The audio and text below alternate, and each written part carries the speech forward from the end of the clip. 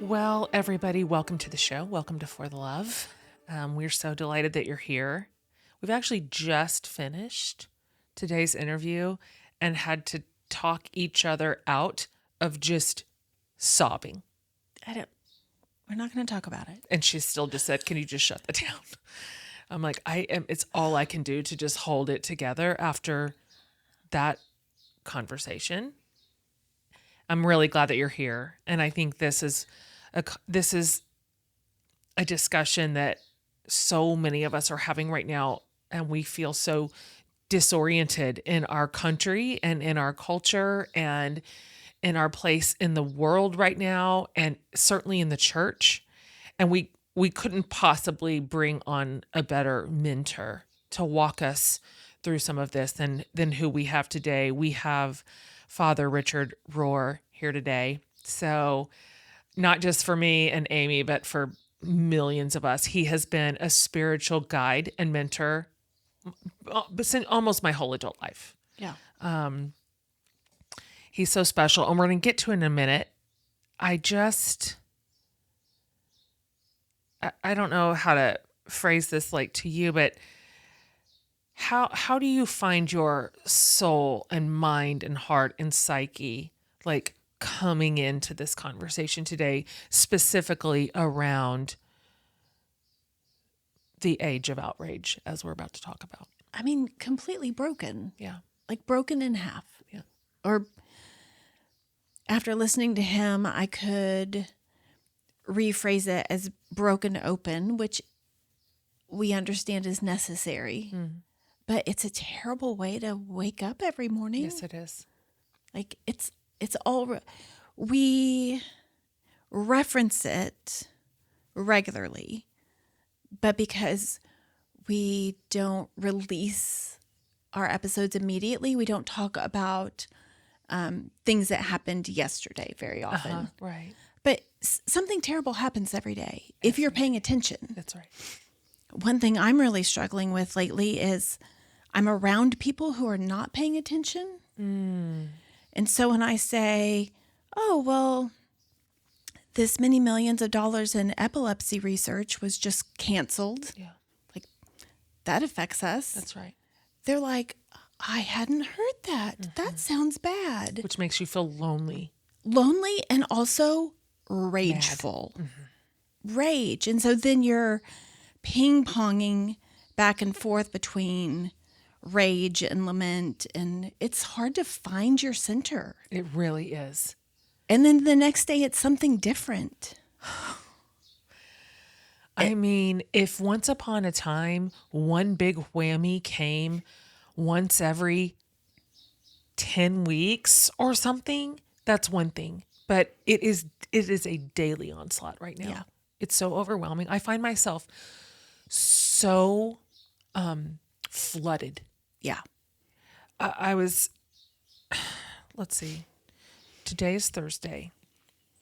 On Monday, I told my business team, like I said, I have to write this week about living in America right now and my sense of the state of things and what I feel like is any sort of grapple forward or what do we do? Here it is Thursday. I have not been able to do it yet. I feel like I'm just getting drug around by it all and I cannot catch my breath. Right. I cannot catch my breath. And I was so delighted to talk to Father Rohr today because he's older than us. He's 82. And and I really appreciated him saying this, he's not born being able to hold two things at once. Right. This is his practice. It's his lifelong spiritual practice to find a way past rage and self-righteousness. And that's how I feel on both counts. Yeah. I feel enraged and I feel self-righteous. Like, I know what is right and wrong here. Why doesn't everybody else? I'm furious at everybody. I'm furious about, so when he was like, those aren't helpful, I felt like I was in trouble by the good teacher because I know he's right. But I am struggling right now to figure out how to live prophetically. Really, that's the question. And his book is about the prophets, or it's structured around the prophets. It's not about the prophets. It's not a seminary book. It's what do the prophets have to teach us? Yeah. Because they were also, I feel like I said this, but let me go. I don't want to get it wrong. Something he said was, okay, yeah, I asked him this, but when he frames up the prophets for us, because if you're spending time around the Bible, that's like a clunky section of the Bible, like Jeremiah and them, yikes, and then you hear the word prophets and you hear prophecy, and it gets kind of linked into this idea of future, telling the future, some such. But this is what he said. He said, the prophets weren't predicting the future. They were naming what was broken in the present. And he spends quite a bit of time in his book talking about how their idea of, fill in the word, salvation, restoration, like repentance and wholeness was not some like future existence or even some like future eternity. Yeah. It was now. All their work was, how can we create wholeness now? And so this is needed. This message is needed right now. It's needed. It's critical. I don't think we can move forward without this kind of teaching. But as you said, this has been his life's work. Yeah. These are big ideas, and this is hard internal work. Yeah. And we get one day to do it before we're confronted with the next thing that we're outraged and self-righteous about. Yeah. Like, we all need to go to the woods for a week or 40 days and try to synthesize all of this, because there are people who are calling out what's wrong and showing us the way and going ahead of us, but there's such big ideas and it's such hard work, and we don't feel like we have the time to learn the lessons to make the next right step. It's so a true. Fire hose it is. Of horror. That's exactly right. And there are a huge amount of people who simply are not paying attention. And so when you say something like that, they're like, God, you're so dramatic. Yeah. You're making a mountain out of a molehill. Totally. Like, why can't you just trust the people in charge? Yeah. And that just starts the rage and self-righteousness cycle over again. Well, it's just being gaslit. Yeah. Out of the very appropriate response to the House entertaining a bill where women can't vote unless their name matches their birth certificate, even though almost all of us took on our husband's last name when we got married. Right. This insidious, diabolical attempt to disenfranchise the female vote is insane. I don't even know.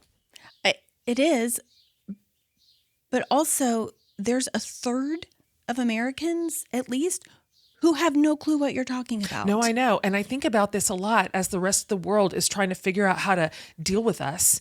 And I'm like, this is 1/3 of us voted for him. 1/3 of us absolutely did not. And we were screaming with our hair on fire that we should not. And 1/3 was like checked out, didn't even vote at all. Yeah. So these are, at least for us in our lifetime, unprecedented times. Yeah. I'm not saying that we are the first generation or the first country to ever be in such turmoil like this. No, not at all. I mean, we're not learning the lessons of the ones that went before us, though. Yes, that is so true. And it's hard to see it in real time. We're on TikTok. Yeah. And I think that there is a subset of people who maybe do realize how bad it is, but are like, well, the rapture's coming soon. Oh, yeah. And so why do we even need to save the earth? I was raised in that sort of posture. Like he'll be here any minute. Why does it even matter? Like, I was told he would be here in 1988. I don't know if you remember that. So what do we do with that? Yeah. I don't know, except people like Father Rohr just remind us to, the work is in ourselves. Yep. And we can't take the next right step forward unless we're doing it through compassion I know. and not self-righteousness. And you know what really mean thing he said was, because again, where do we start? And he has the gall to say we start inside. And then he just said, there's a real chance that whatever you hate the very most that you are seeing right now, all the stuff that we just said and listed, there's a kernel of something in there, something in those outrageous policies or behaviors that you have inside of you. Yeah. And so you're resisting it because it feels a teeny bit like a mirror. And I thought that was rude. I So almost like pay attention to what is causing you the most amount of outrage, the most amount of grief, the most amount of fury, and just be willing to say, is there a little something of that in me that I'm resisting? Well, I mean, I don't love that, No. but it is a starting place because that insight is the only thing for me, I think, that can move me past fury and self-righteousness. Yes. And what I loved about this book is that he explains that all the prophets started out in that same place. That's true. There is a place for anger. Their story arc Yeah. starts out in rage and self-righteousness Yes. and pointing out what's wrong. That's true. What's unique about them is that they were allowed to point out what was wrong in their own system. That's true. Their system allowed it. We're not hearing a lot of calls coming from inside the house, No. from the people in power right now. Yep, he says But that. this is a model of you can start there and then eventually you Yes. end up in a new of- place. Yeah, you're right. And that's what the new systems are built on. That's exactly right.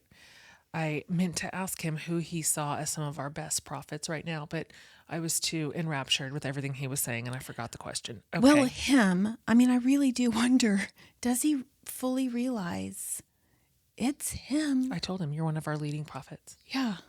He is, and he always has been. I mean, I thought that before, but then after the book, I'm like, well, he lays it out pretty clearly. Yeah. Well, that's his people. Yeah. That's his people. So let's get into it because I really want you to hear this conversation. And believe it or not, based on this bleak intro, I think you're going to find it hopeful and helpful.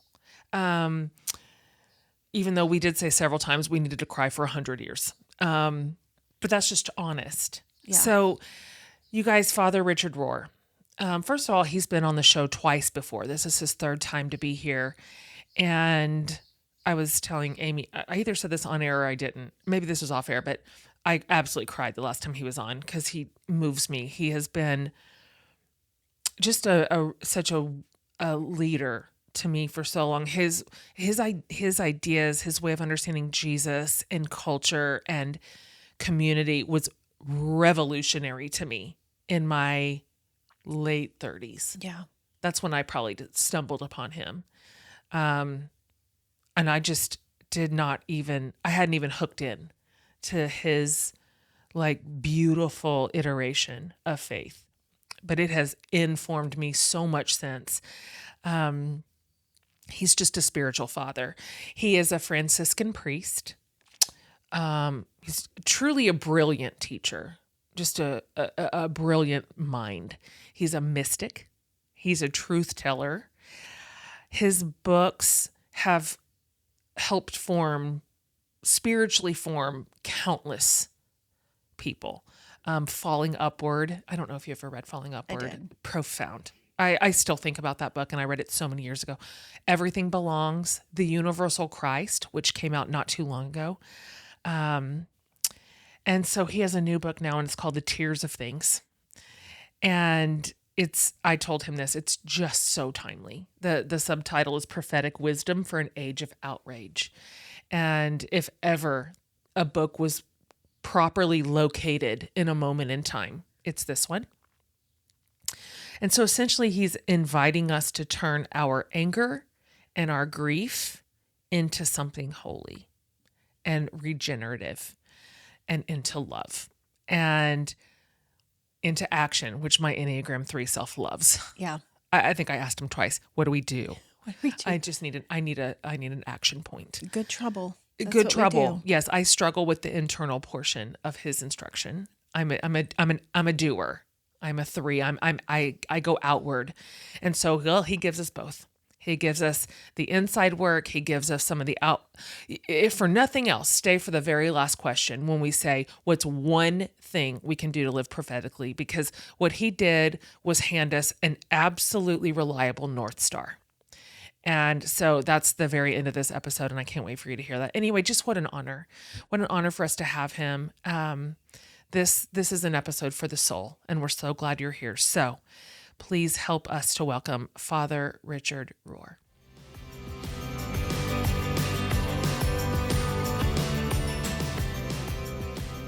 All right, Father Rohr, good morning. I cannot think of a single person I would rather be talking to this morning than you. Can't think of one.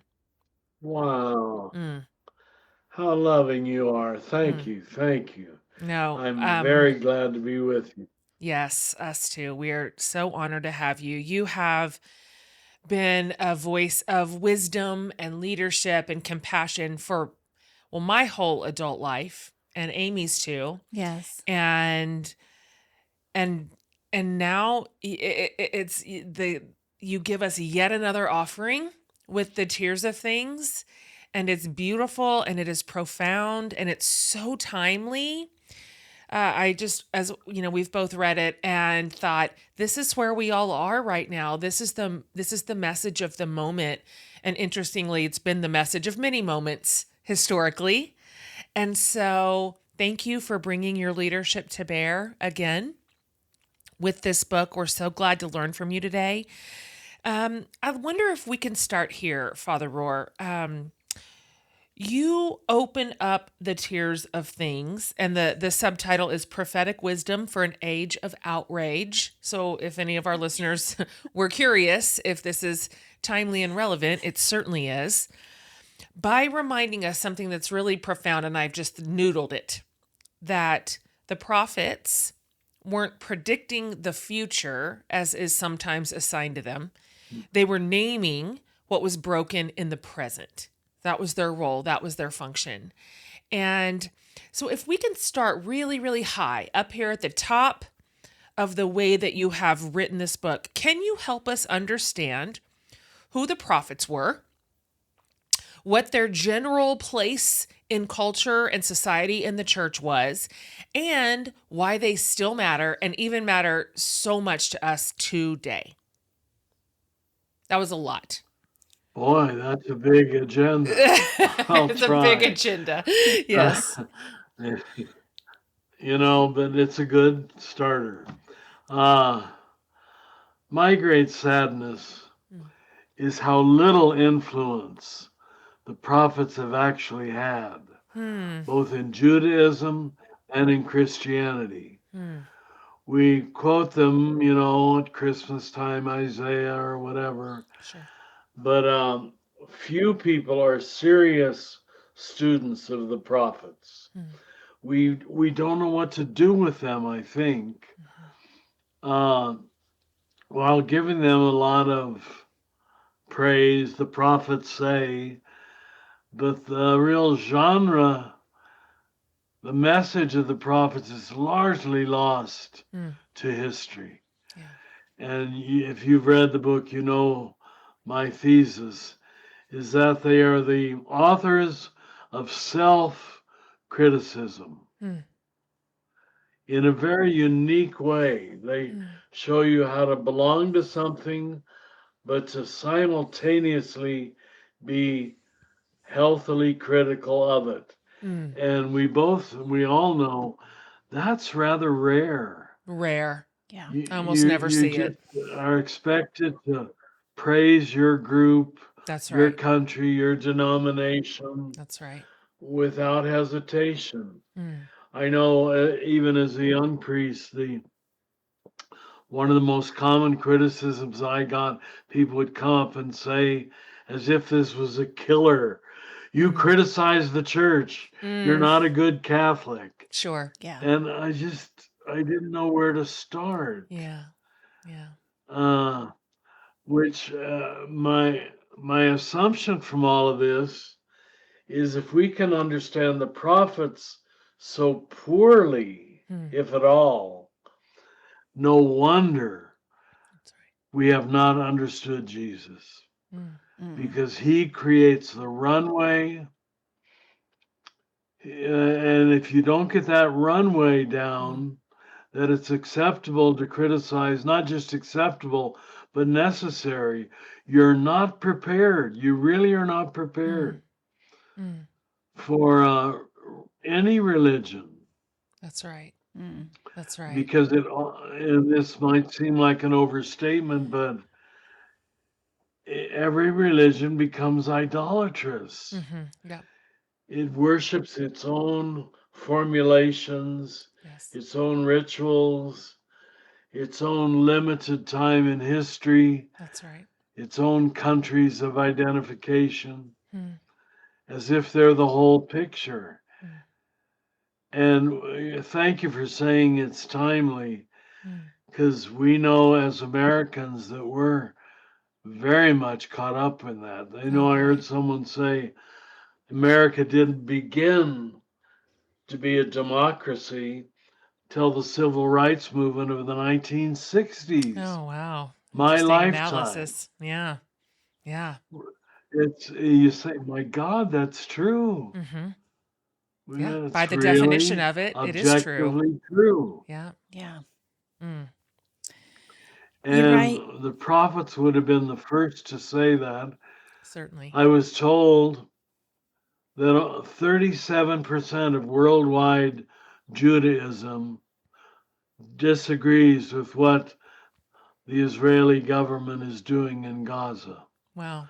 I wonder if 37% of Christians, I Mm. don't know, but I wonder, I do too. would disagree with Christian wars. Hmm. I'm not sure we would. I'm not That sure they either. really are the holders of self-critical thinking, Mm. almost as a sacrament. Yeah. Mm-hmm. That you can love something and critique it at the same time, Mm. which it builds on my earlier, or the prophet's earlier teaching of Yes. non-dual thinking. You write that the prophets are people who grieve the tears of things, and there's a deep sense of lament running throughout the entire Yeah. book. How do you see that grief not as a weakness, but as a source of strength and transformation? Mm. Yeah. We're not great at grief, us You know, Americans. I think we can say honestly Mm. that tears are the non-rational way to move us from the head to the heart, Mm. from the Oh, I like mind that. to the body. Mm. They come unbidden, both in their positive, joyful Mm. sense and in their sad lamentation sense. Yes. They're just suddenly there on our cheeks. And if you, well, you women aren't as bad as us men about it, but Mm. initially we're embarrassed by it, Mm-hmm. letting people see at least women almost always apologize, That is almost so true. always. Yep. You're right. Forgive me, Mm. Father, for Yeah. crying. Yeah. And you say, where did that come Mm. from? That we feel embarrassed by feeling the pain of human situations. Mm. You know, what we Christians call the way of the cross is really what poets would call the tragic sense of life. Mm. That there's an inherently tragic sense of life. I love to watch nature shows, and I see animals of prey eating the little babies of Mm. mothers, and oh, I should, Yeah. or eating the mothers of little babies. Yeah.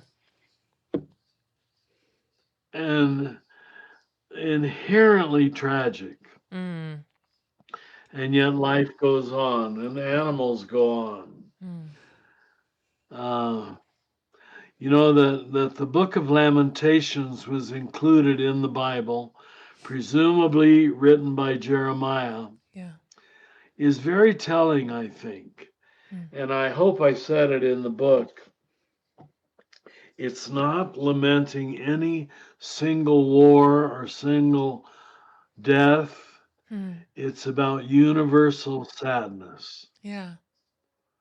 giving us permission for a universal lament for the tragic sense of life. Mm. And I think we in America are reeling from this right now. How Yes. can this country that had such a glorious history Mm. surrender to what should I say, Mm. we're being subjected to? Yes. Yeah. Yeah. A grief indeed. Um, we really want to get into the age of outrage and systems, which we're going to in a moment here. But this is an interesting book. You've written so many, and you've been Too creating many. so many. It's just profound and prolific. This, in a lot of ways, is one of your more autobiographical books. You include a lot of your own story, and I wonder if you can talk a little bit about your own prophetic journey. You are certainly one of our prophets, as a Franciscan, even as an Enneagram 1, because you are uniquely created in some ways, for this work of yours, and how you being you has shaped this message. Yeah. I've always carried it as a burden. Have you? This this ability to almost immediately Mm. see what's wrong with something. Yes, you do. It's a terrible gift to have. Yes. Yes. Terrible. It's Because you so have to work disruptive. at love, you have to work Mm. at compassion, Mm. you have to choose gracefulness, forgiveness. Mm. Now, in my old age, I'm 82. Yeah. It comes much more naturally, but Mm-hmm. it surely didn't as a young man, Mm. uh, where I jumped on the high horse of righteousness Yes. and would throw out my epithets. Mm. And here's where the prophets were so helpful to me. Mm. I noticed they, and you heard me say this in the book, they hardly ever criticized individuals. That's true. John the Baptist is the great exception, which is Mm. why I critique John the Baptist. And he became the classic prophet. Mm. And I think he's an He's an undeveloped anomaly. prophet. Yeah. Yeah. He doesn't critique Judaism. He doesn't Mm. critique the temple. That's true. He's just hung up on one man's sin. And Jesus is giving us permission to think that way. Mm. You know the line, it's in Matthew, I believe. No man born of woman is greater than John the Baptist. Yeah. Wow, Yeah. what an act of praise for his cousin. Indeed. But then nobody born into the reign of God is greater than he. Mm. There's non-dual thinking, Mm-hmm. paradoxical thinking. He Mm. loves John, but he points out in a certain sense he doesn't get it. That's right. Once you've got the what we call the new covenant, Mm. you don't get surprised or upset at individual sinners Mm. because you've discovered that you're one too. Sure. And there's no exceptions. That's right. No exceptions to that rule. Mm. Mm. So it gives the prophets give us a tremendous permission to see our own shadow self, to use Carl Jung's Yes. universal language. What is it? Well, the subtitle says Prophetic Wisdom for an Age of Outrage. Yes. And we're all feeling that Mm-hmm. every day. What does it mean to be prophetic in this age without becoming consumed by the very anger we want to transform? Yeah, Oh, it's true. how well that's put. What does it mean? Well, I'm still learning, is Yeah. the first thing that comes to mind. That subtitle, I have to be honest, was created by the publishing house, but Sure. I liked it. I do too. Yeah, I said, wow, they get it. They get what I'm trying to say. Uh, It's so tricky because it's so outrageous right yeah, now that even the nonprofits outrageous. are ringing the alarm bells. It's so pervasive that Yeah, it is threatening to consume.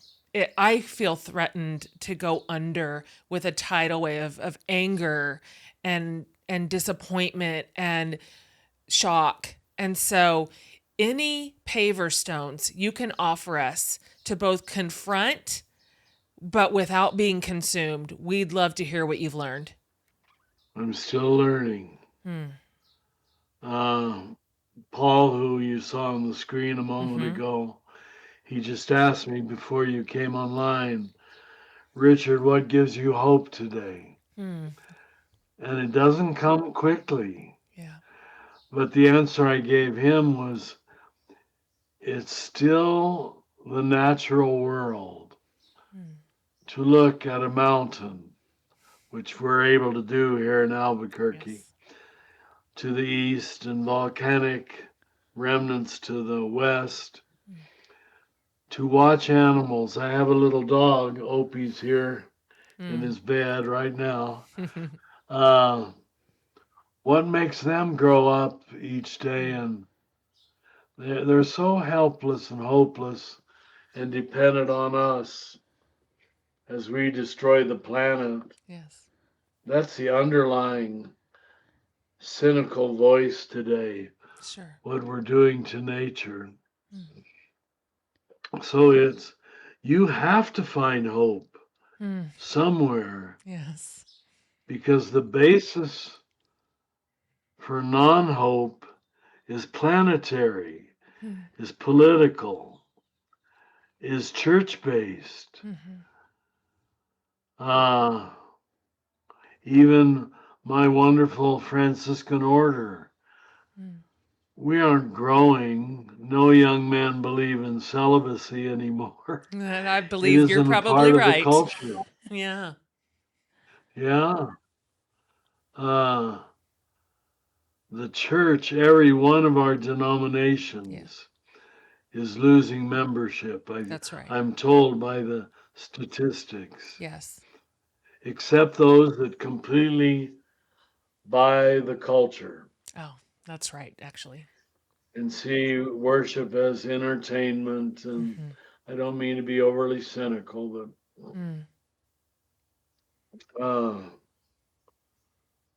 we have to dig deep for hope. There isn't a logical basis for it today. But I do find it in nature. I do too. I have a little front porch here. At the back of a huge church parking lot is my little hermitage. And I can sit for an hour and a half and be totally happy, Yeah. just observing. My present form of prayer I call gazing. I like it. Just gazing without thought, Yeah. without thought. And some of the Mexican ladies will come to the porch and say, "Hello, Father." Sure. And just their sweetness gives me hope. Yeah. Yeah. Uh, but I have to present myself out there, readiness for it. When we're Yeah. gazing. We do. Thanks for asking the question. Yeah.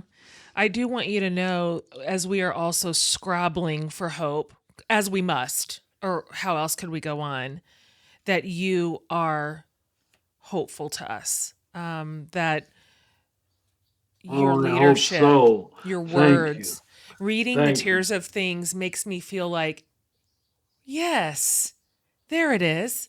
This makes sense. This is true, and this is right, Oh, and this is good. just, and this is good. And it's such Good. a relief to hear a mentor say it.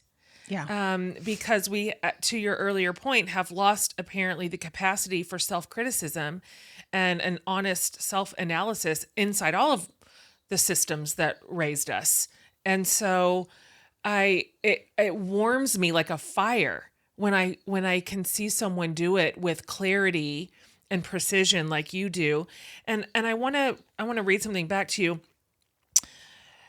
Because you talk about collective evil, which is how you put it. And these are systems. So these are Yes, big systems that harm and exploit, and they always have. This isn't new. We're not the first generation to that's find right. ourselves embedded in That's right. exploitive systems. But often, historically, individuals can rarely even recognize their own complicity inside the systems, and they're real tricky that way. And you wrote, reforms rarely move directly from the existing order to a new order automatically or by a single positive insight. The old order has to somehow show its disorder, its shadow self, as you mentioned, its injustices, its wrongness. Then there must be a period of disorder, a fertile time of searching before a new order can be found. That feels really true right now.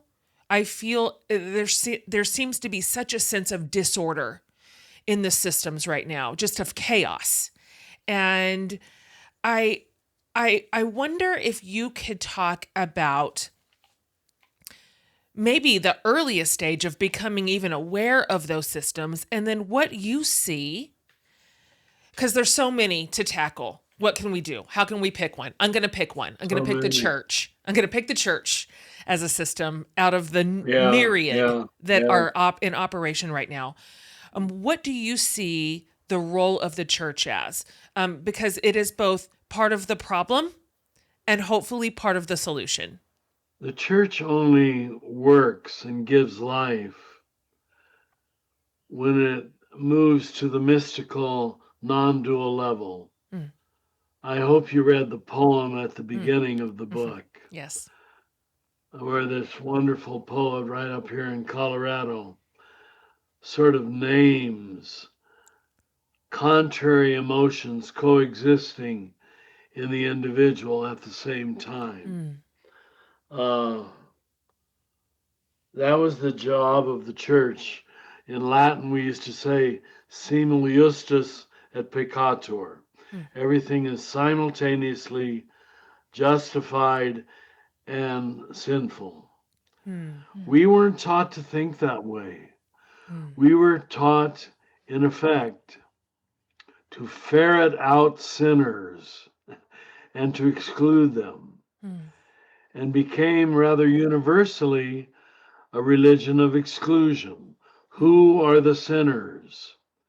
Every age found its heretics, its witches, its homosexuals. that's right.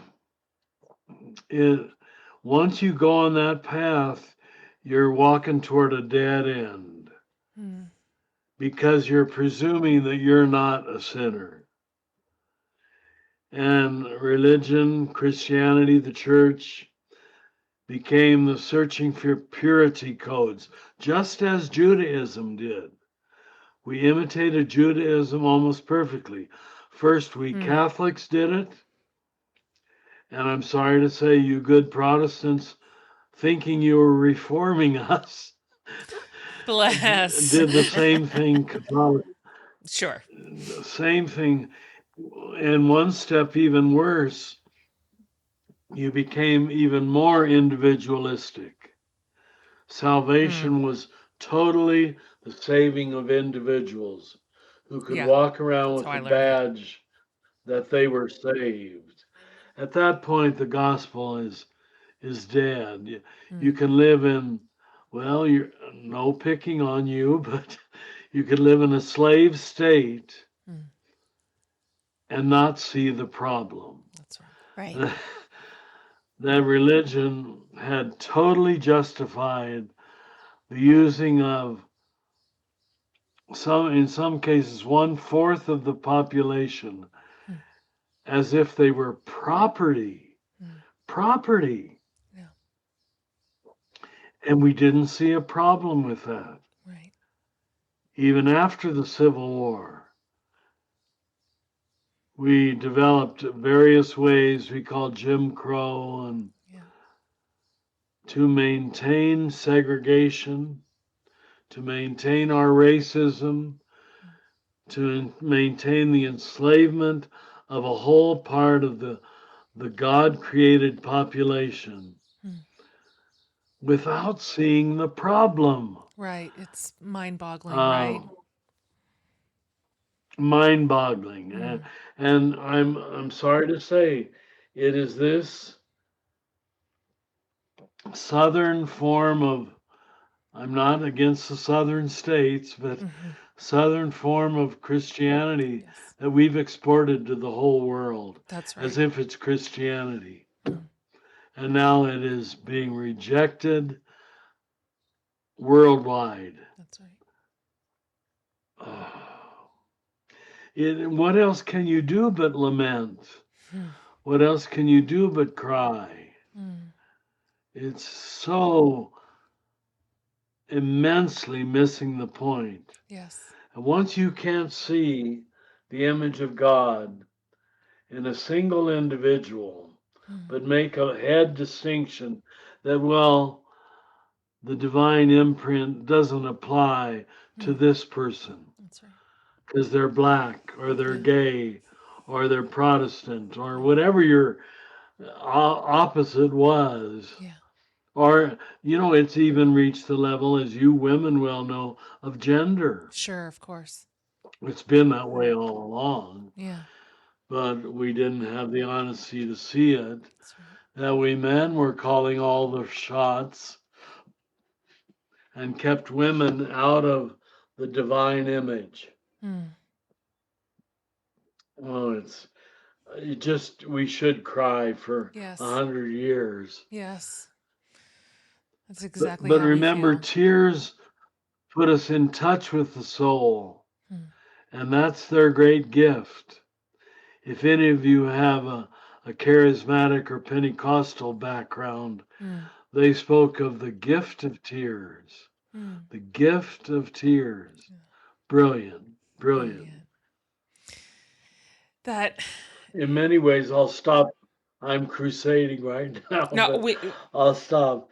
In many ways, we're still in the old covenant, I know. not in We. the You're new right. covenant that we pretended we had discovered. Yes. Mm. It's heartbreaking. It's heartbreaking, and it feels like we are seeing this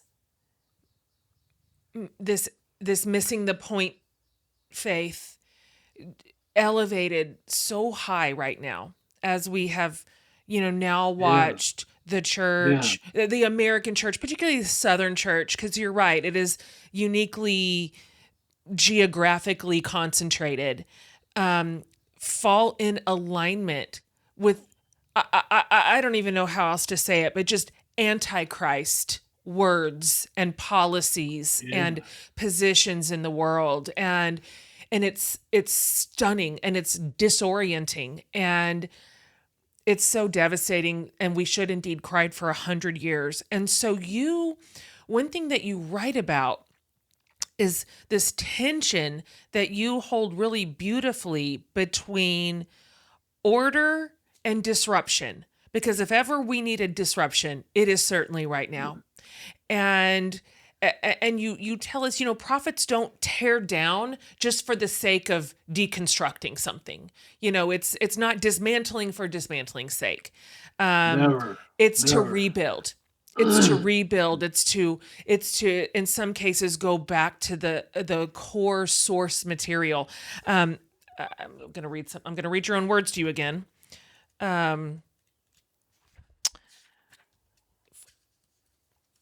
So when I think about this sense of dismantling, but then rebuilding an order, where do we even start? You wrote one sentence that I just loved, and it stopped me in my tracks when you said, Yahweh works slowly and humbly to reform any society, starting from the edges and the bottom. And so for those of us sitting out here just pulling our hair out going, what do we do and where do we start? This is a pretty good template. So I wonder if you can talk a little bit about what the edges and the bottom have to teach us, why these are our voices of wisdom and leadership right now. The people on the edges and at the bottom clearly reveal what a culture really worships, what your real God is. Note who it excludes. Yes. And there it is. And that's why Jesus identified with sinners, ate with sinners. My Father Francis spent his whole life doing the same. But they were never the main line. Mostly we became a cult of innocence. I hope I use that phrase in the book. How to prove we were not sinners. That's right. When it's in fact drawing close to the so-called sinners who are, just to use the term, the synonym, the excluded ones. Whoever is excluded from the table holds the hermeneutical key. Very good. To use a big theological word, for what you love. Like the fact that we're so idolizing billionaires right now. Yes. I mean, it's pretty clear we're not taking care of U.S. aid and the poor, because the poor reveal that what we really worship in this country is money. Money, yeah. Women reveal that what we really honor is masculinity, and unfortunately, it's often worst form. That's right. Yeah. How is this not obvious? You can't see what you can't see. When you're benefiting from the injustice, you can't see the injustice. That's right. Right. See, it's easier for me to talk to women about this book than it is a lot of men. I bet. It's true that power and privilege are the most reliable enemies of justice. And they that's work right. They work right. exactly as operated in order to protect their own space. Let's do 100 years of crying again. Yeah. We're back to that. Too sad for words. We're back to that. It Too is. sad for words. Our capacity for missing the point is monumental. Yes, it is. Yes. You write about everything belongs. Yeah. A phrase that's throughout the book. One thing you write in the back about. Well, that was one of my earlier books. Yes. Yeah. Called Everything Belongs. Yeah. You write in the back, set the 7 themes of an alternate orthodoxy. Number 4 is everything belongs. You write, no one needs to be punished, scapegoated, or excluded. We cannot directly fight or separate ourselves from evil or untruth. Darkness becomes apparent when exposed to the light. So how do we hold that idea up when we're staring down so much injustice, racism, exclusion right now? What does radical inclusion look like from a prophetic lens today? It shows itself for sure Mm. as an almost inability to hate. Mm. Even though all the hate groups are inviting you into their circles, Yes.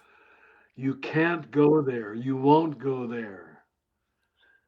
Even in those who are opposing you. Mm. That's Uh, good. that's the light we offer the world. Mm. Now, it feels like soft power. Yeah. It doesn't feel like the power we like, the power of armies. Mm.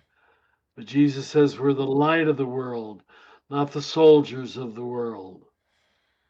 It's a different agenda, it's a different policy to create lovers, which, even as I say it, I'm so aware it'll be dismissed as, oh, lightweight, lightweight. Yeah. But it'll be largely men of power who will think that way. That's true. And I have to accept being dismissed so easily. I'm sure you've heard the line from Dorothy Day, our Catholic New York City inner city saint. Yeah. And when people called her a saint, she said, "Don't dismiss me that easily," because she That's knew great. that Yeah. our Catholic definition of a saint was soft and harmless. It was being nice. Sure. And she said, I think, quoting Tolstoy, love is a harsh and dreadful thing. Yes. Love is a harsh and dreadful thing.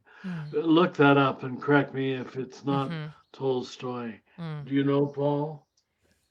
You don't know. I think it is, but yeah. Paul thinks it is. So Love is a listen, harsh. we'll hang it on Paul. We'll accept it as it is. That's right. Yes. I love that. I'm soaking in what you are saying right now as just a person who I feel right now that on any given day I could get taken over by despair and Yes. horror, just horror. I'm just horrified. Every day is a new horror, and I am so stunned and reeling. I feel like I can barely catch my breath from yesterday's horror in order to manage today's new iteration of it.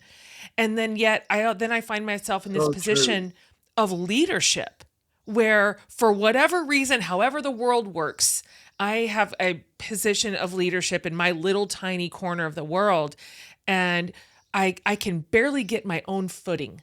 And no sooner do I grab the tail end of one good idea and I'm knocked off my feet again and I've got to start over.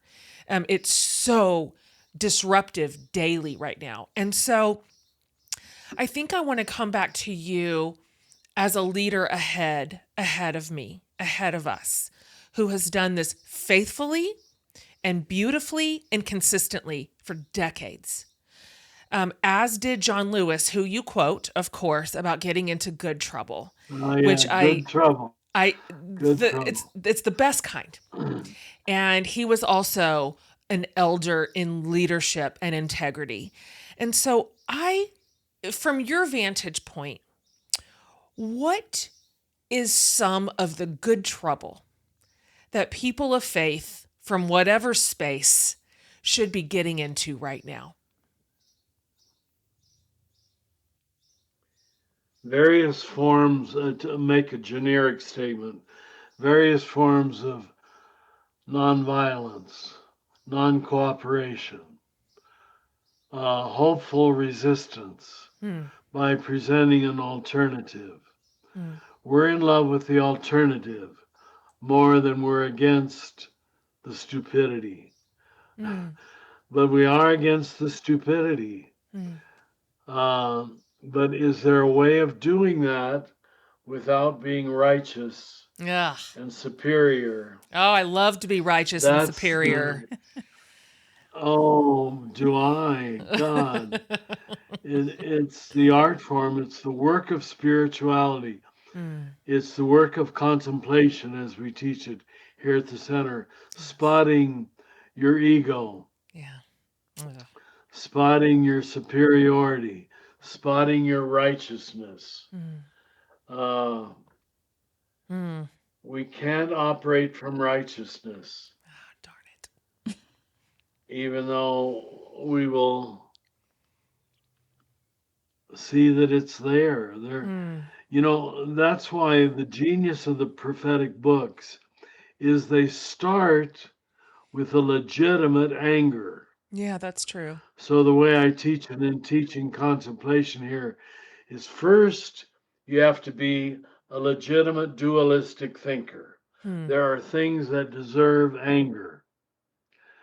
People who understand me poorly think you're just sort of born non-dual. Mm.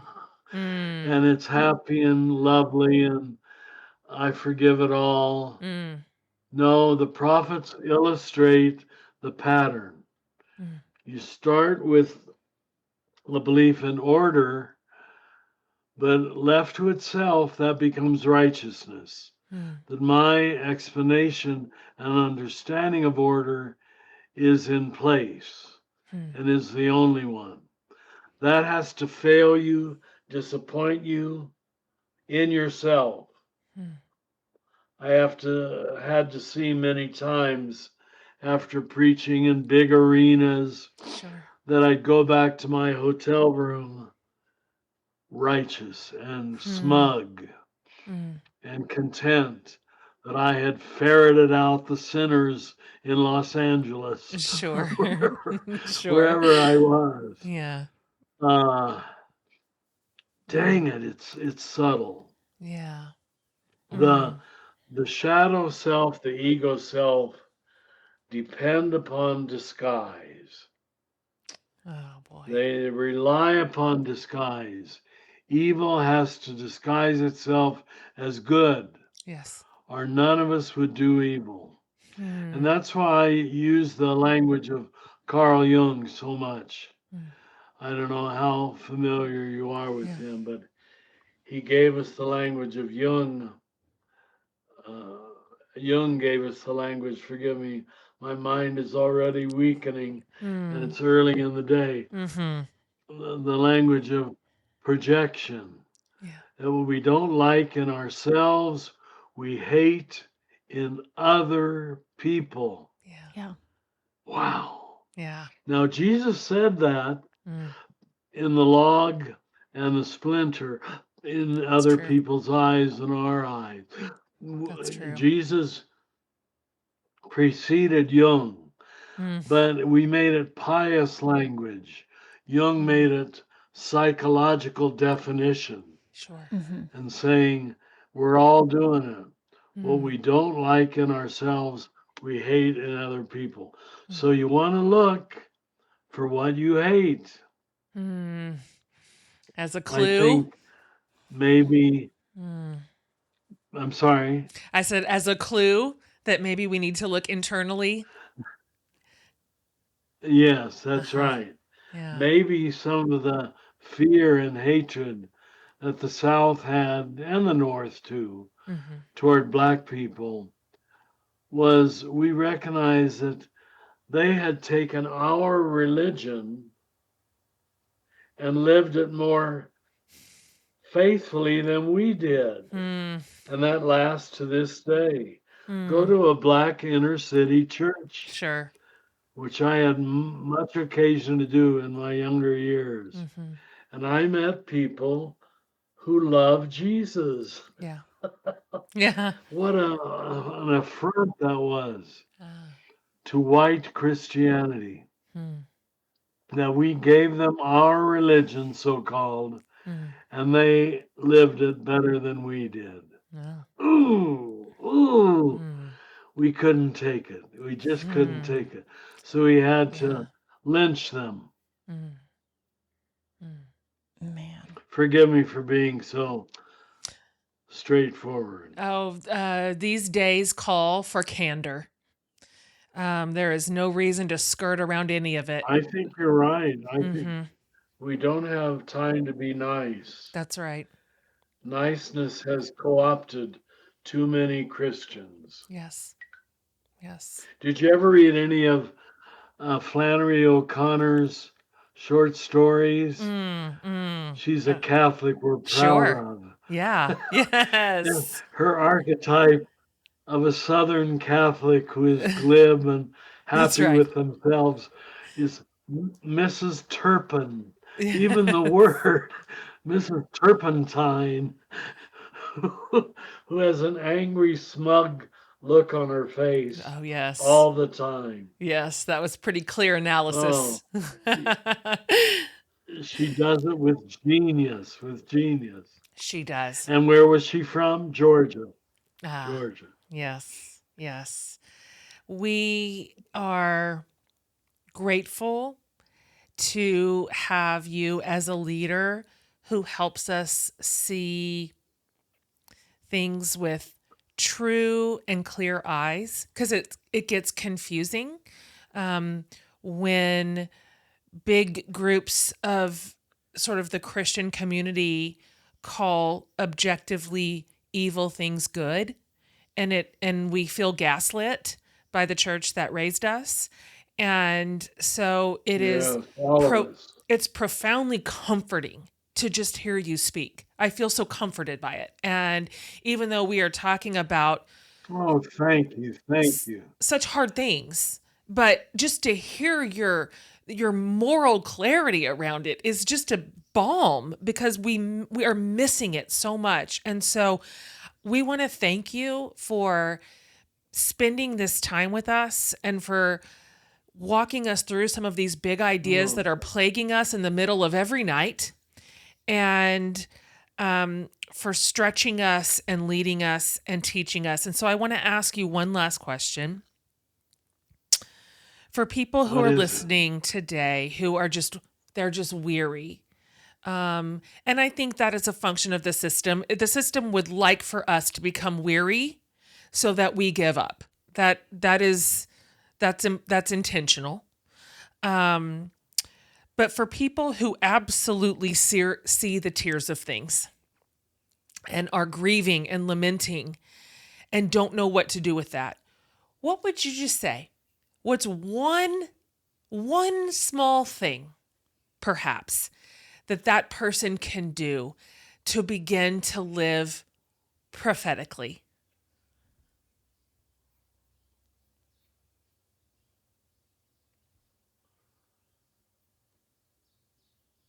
Trust the excluded ones. Trust the little people, so called. Jesus told us that. He This did. is nothing new.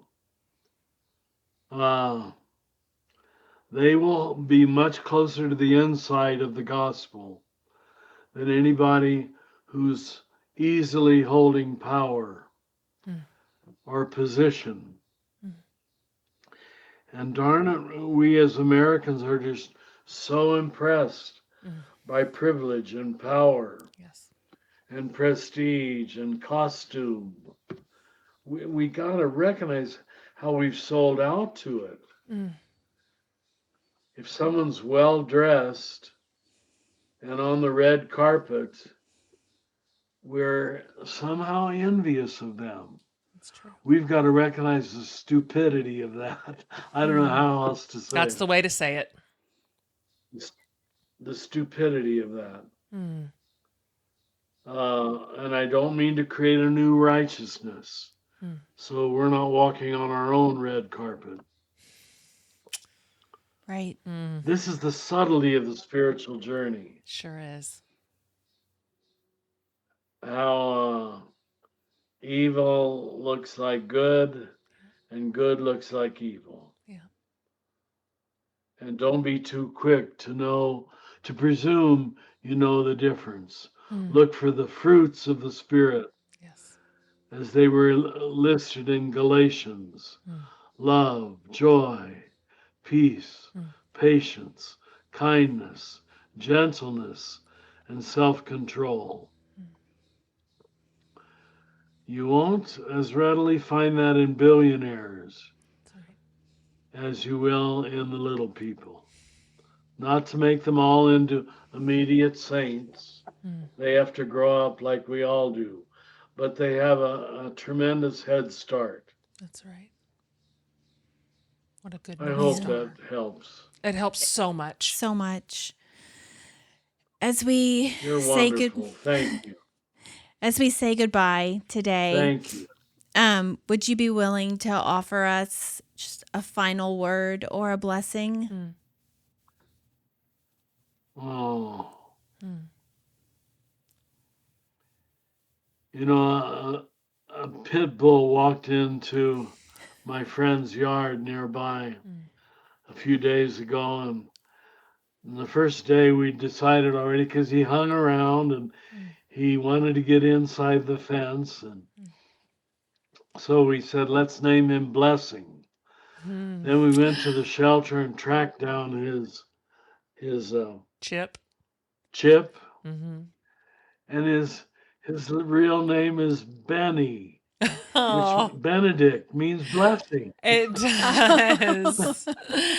Oh my. And Pope Benny. Francis has taught us that you don't give a blessing because someone is worthy of it. Worthiness is never the issue. Mm, You give a blessing because someone asks for it, mm, and you just did. mm, So that tells me you're already receiving it. mm. You've already got it. And he said that in regard to gay and lesbian people who were asking for a blessing from the church. Yes. And everybody was finding out, are they worthy of it? He said it's the wrong question. That's right. No one is worthy of it. But some people ask for it. And to ask for it is to receive it. Mm, That's true. mm. To ask for it is to have Yeah. received it. Well, Beautiful. you two just asked for it. Thank you both. It's been a delight. Yes. Thank you, Forgive Father. my ailing, aging voice. Mm, It's been a Your delight to talk with you. your voice is exactly what we needed today. that's right. Thank you That's so right. much. Thank you so much. I hope so. I hope so. Bye bye. Bye bye. Bye.